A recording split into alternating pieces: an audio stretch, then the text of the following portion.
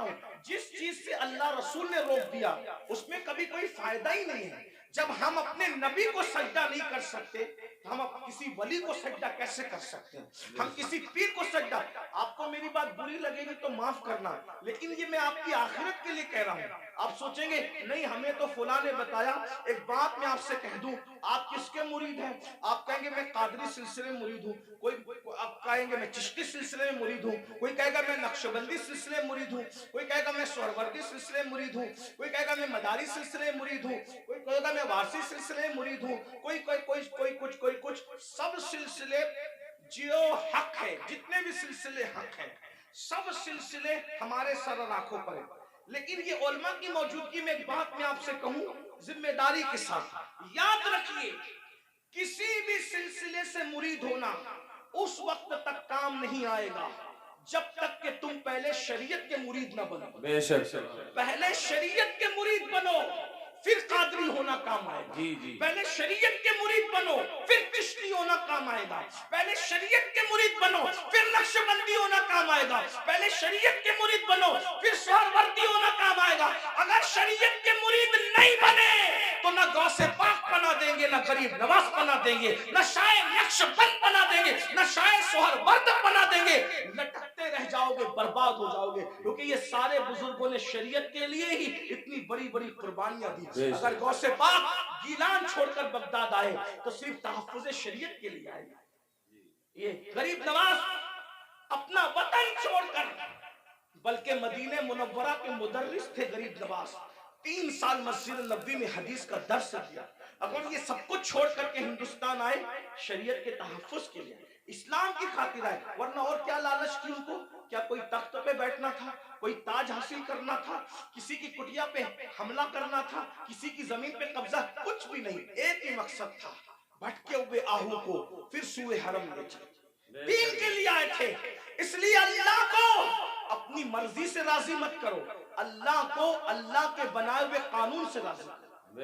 اللہ کو اللہ کی مرضی سے راضی کرو. تو یہ قبروں پہ سجدہ کرنا حرام ہے اگر سجدہ تعظیمی ہے تو, اور اگر سجدہ عبادت ہے تب تو مشرک ہو گئے, ایمان ہی نہ رہا. اسی طریقے سے قبروں پہ جاؤ تو بزرگوں کے طریق پر جاؤ, ہاتھ باندھ کر باوضو جاؤ, اور کم سے کم 2 ہاتھ دور کھڑے رہو, اور بزرگوں کی ولیوں کی قبروں کی ایسی تعظیم کرو جیسا ان کی ظاہری حیات میں مل جاتے, جیسے تعظیم کرتے ویسے تعظیم کرو. بتاؤ کیا اگر غوث پاک غریب نواز اور بزرگان دین ہمیں مل جاتے تو ہم ان کے اوپر ایسے لٹکتے, ایسے لٹکتے, ان کے اوپر ایسے گرتے پڑتے جیسے قبروں پہ گرتے پڑتے؟ عقیدت اپنی جگہ.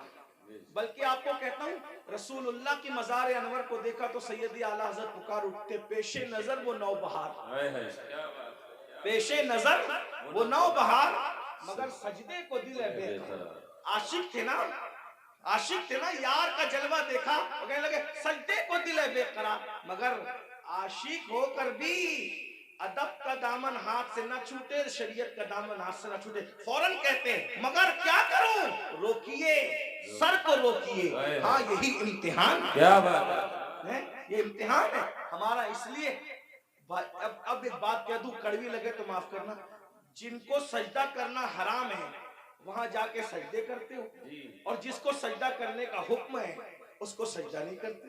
دیکھ لیں ہماری قوم کا حال دیکھ, جو 700 مرتبہ پورے قرآن میں کہے کہ مجھے سجدہ کرو اس کو سجدہ نہیں کر رہے, اور جس کو سجدہ کرنا حرام ہے وہاں جا کے سجدہ. نادانی دیکھو, علم نہیں ہے نا, یہ جہالت, ان پڑھ پڑھ. یہ علم نہ ہونا ساری گندگی کی جڑ ہے. اس لیے علم حاصل کرو, اپنے بچوں کو بھی علم کے قریب لاؤ. اتنا علم اپنے بچوں کو دے دو. میں نوجوانوں سے کہتا ہوں جتنا علم حاصل کرنا علم دین ہر مسلمان پہ فرض ہے, اتنا علم سیکھیے, اتنا علم سیکھیے, آپ پہ فرض ہے جتنا. نماز کا, روزے کا, حج کا, زکوٰۃ کا, نکاح کا, طلاق کا, یہ سب علم سیکھیے. اور ساتھ ہی ساتھ دنیاوی ایجوکیشن طے کیجئے کہ کم سے کم ہمارا ہر بچہ بچی گریجویٹ ہونا چاہیے. اس سے کم ہمیں نہیں پڑھانا ہے, چاہے اس کے لیے ہمیں نوکری کرنا پڑے, 8 گھنٹے کی بجائے 12 گھنٹے محنت کرنا پڑے. علم کی طرف پیش رفت کرو, اور یہ صرف جلسوں کی حد تک نہیں, عہد کر کے اٹھو. کہ مجھے ہمارے ماہرہ کے مشائخ نے اعلان کیا آدھی روٹی کھائیں گے، بچوں کو پڑھائیں گے. اگر آدھی روٹی کھانا پڑے تو کھاؤ، اپنے بچوں کو پڑھاؤ. اگر عید پہ کپڑے نہیں بنتے تو نہ بنے، لیکن بچوں کی فیس ہمیں ضرور بھرنا ہے. اچھے سے اچھے اسکول میں ان کا داخلہ کرانا ہے، اچھے سے اچھے اسکول میں ان کو جو ہے ایڈمیشن ان کا کروانا ہے اور ان کو اعلیٰ تعلیم دلانا ہے. اگر ہندوستان کا مسلمان صرف ایک دہائی 10 سال ایجوکیشن پہ محنت کر لے، 10 سال، ملک کے حالات بدلیں. ایک شخص کہہ رہا تھا کہ ہم اپنی قوم کے ہاتھ میں تلوار دیں گے. میں نے کہا تم جو چاہے کرو، ہم تمہیں کچھ نہیں کہتے، لیکن ہم اپنی قوم کے ہاتھ میں تلوار نہیں دیں گے. ہم مسلمان اپنی قوم کے ہاتھ میں تلوار نہیں دیں گے، ہم اپنی قوم کے ہاتھ میں قلم دیں گے. قلم، جس کو تلوار دینا ہے وہ دے، تم جانو، تمہارا کام جانو. لیکن مسلمانوں سے ہم ہر جلسے میں اپیل کرتے ہیں کہ ہم اپنے بچوں کے ہاتھ میں تلوار کیا، ہم تو گلیل بھی دینا نہیں چاہتے. آج کی تاریخ میں ہم قلم دینا چاہتے ہیں. یاد رکھنا، تلواریں اٹھتی ہے تو گردنیں کٹتی ہے، اور جب قلم اٹھتا ہے تو غربت کٹتی ہے. جب قلم اٹھتا ہے کمزوریاں کٹتی ہے، قلم اٹھتا ہے دشمن زیر ہوتے ہیں، قلم اٹھتا ہے انقلاب آتا ہے. میرے نبی قلم اور کتاب لے کر کے آئے تھے، اس لیے کوئی بچہ ان پڑھ نہ رہنے پائے. جو کچھ ہوا، اور جو بچے 10ویں 12ویں پڑھ کے ڈراپ آؤٹ ہو گئے، ہٹ گئے، ان سے میں کہتا ہوں آج گھر بیٹھ کر کے بہت سارے کورسز کیے جا سکتے ہیں. اس لیے موبائل میں گیم کھیل کر وقت ضائع کرنے کی بجائے، ادھر ادھر بیٹھ کر اس کے اوٹے پر اس کے نکڑ پہ بیٹھ کر وقت ضائع کرنے کی بجائے، بچیوں سے بھی کہتا ہوں اگر 10ویں 12ویں پڑھ کر کے چھوڑ دیا ہے تو بہت سارے ایسے آج کورسز ہیں کہ گھر پہ بیٹھے بیٹھے آپ تعلیم حاصل کر سکتے ہو. لاک ڈاؤن کے اندر میں بھی جو ہے وہ 11ویں پڑھ کے میں نے چھوڑ دیا. میرے 11ویں پڑھ کے چھوڑنے کا واقعہ بھی ایک عجیب سا ہے. اصل میں سنی دعوت اسلامی کے ماحول میں تھا. میں 11ویں میں جب جونیئر کالج میں میرا ایڈمیشن ہوا، ماں باپ کی تمنا تھی کہ اس کو ٹیچر بنائیں گے، تو خاص طور پہ امی کی تمنا تھی اس کو ٹیچر بنائیں. میں جیسے کالج جونیئر کالج میں نے قدم رکھا تو دیکھا کہ لڑکے اور لڑکیاں ساتھ پڑھتے ہیں اور بے پردہ ہیں، اور 11ویں پہنچنے کے بعد سب بالغ ہو گئے. تو اتنا شعور نہیں تھا مجھے، لیکن اتنا تو تھا کہ لڑکیوں کے ساتھ نہیں بیٹھا جا سکتا بے پردہ. تو میں نے ٹیچر سے کہا، کلاس ٹیچر سے، عبدالعزیز سر ہمارے تھے، میں نے کہا کہ لڑکیوں کے ساتھ تو بیٹھنا ناجائز ہے. وہ ہنسنے لگے، بولے حیرت ہے اس دور میں ایسی بات کوئی کرتا ہے، تو پاگل تو نہیں ہوا. میں نے 1 مہینے تک کے یہ بات کرتا رہا. آخر ہمارے پرنسپل نے کہا ایسی بات نہیں. میں نے کہا یا تو ڈیوائیڈ کر دیں یا تو پھر ہم چلیں، اور میں نے جو ہے وہ پھر اس کے بعد چھوڑ دیا.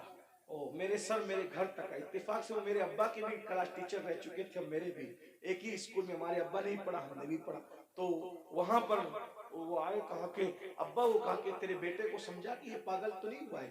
میں نے کہا کچھ بھی ہو میں نے نہیں پڑھنا، شریعت نے منع کیا. حالانکہ آپ ایسا نہیں کرنا ہے، علماء سے آپ پوچھنا، علماء آپ کو بتائیں گے حالات کے تحت معاملات ہوتے ہیں. لیکن اس وقت ماحول ایسا تھا ہمارا سنی دعوت اسلامی کا ماحول، تقوی کا، پرہیزگاری کا. اب تو ہم متقی نہیں ہیں، وہ پرہیزگاریاں ہی نہیں ہیں، لیکن بہرحال تو وہ ماحول تھا تو ہم نہیں گئے پھر. لیکن میرے عزیز ساتھی، میرے بڑے بھائی کی طرح، وہ بھی ایک اسکول کے پرنسپل اور ہماری سنی دعوت اسلامی کے رکن شورا ہیں، قاری رضوان خان صاحب. اس نے کہا کہ پڑھ لے بھائی ورنہ ایسے ہی رہ جائے گا. میں نے کہا اگر میں اچھی نیت سے اللہ کی شریعت کے لیے چھوڑ رہا ہوں تو اللہ اس کا صلہ مجھے دے گا. اور اللہ نے مجھے صلہ یہ دیا کہ آج میں ایک English medium school and junior college کا چیئرمن ہوں الحمدللہ. اور تقریباً 50 ٹیچرز جو ہے وہ اس وقت کم و بیش الحمدللہ جو ہے وہ ہمارے اندر میں کام کرتے ہیں. یہ کرم ہے. مجھے یہ یقین ہے شریعت کا دامن جس نے پکڑا ہے تو اللہ نے اس کو کبھی ذلیل نہیں ہونے دیا، رسوا نہیں. لیکن بہرحال پھر مجھے احساس تھا کہ میں پڑھ نہیں سکا. پھر میری پوری توجہ دینی تعلیم کی طرف ہوگی. ویسے میں 7th اور 8th سے میں جو ہے وہ عالم کورس کی طرف چلا گیا تھا، لیکن میں نے سوچا کہ پوری توجہ 11ویں کے بعد اسی پہ مرکوز کر دی جائے، اسی طرف میں نے توجہ رکھی. لیکن پھر مجھے احساس تھا کہ میں نے دنیاوی تعلیم کو بھی آگے بڑھا. تو لاک ڈاؤن کا فائدہ اٹھاتے ہوئے پھر میں نے ایم اے کے اندر ایڈمیشن لیا ابھی. ہاں الحمدللہ. ہاں، اور اس کے پہلے ایگزام میں شرکت کا پروگرام تھا اور اس کی تاریخ اور حج کی تاریخ سیم ہو گئی تو نہیں دے سکا، لیکن بہرحال میں نے اس طرف پیش رفت کیا، اور انشاءاللہ تو آپ سے بھی میں کہتا ہوں، میں یہ آپ کو ہی کہہ کے جا رہا ہوں نہیں، میں آپ سے، میں نے خود بھی اس پر عمل کیا ہے الحمدللہ، اور میں انشاءاللہ تعالیٰ اس کی کوشش کروں گا کہ ایک سال میں اس کی تکمیل کروں جو رہ گیا ہے۔